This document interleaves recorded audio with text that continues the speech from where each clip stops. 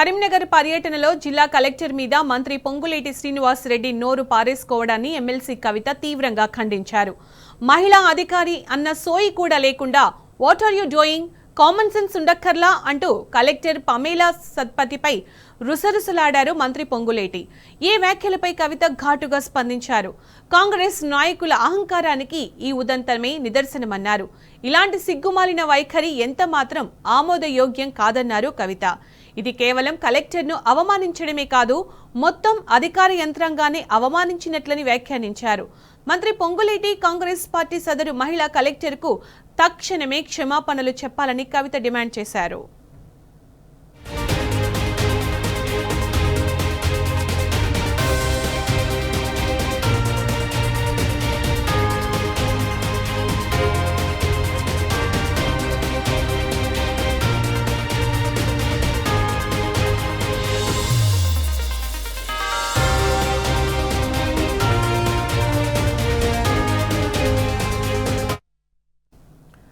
కరీంనగర్ పర్యటనలో జిల్లా కలెక్టర్ మీద మంత్రి పొంగులేటి శ్రీనివాస్ రెడ్డి నోరు పారేసుకోవడాన్ని ఎమ్మెల్సీ కవిత తీవ్రంగా ఖండించారు.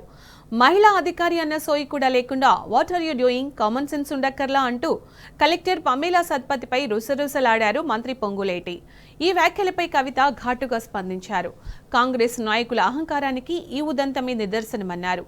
ఇలాంటి సిగ్గుమాలిన వైఖరి ఎంత మాత్రం ఆమోదయోగ్యం కాదన్నారు కవిత.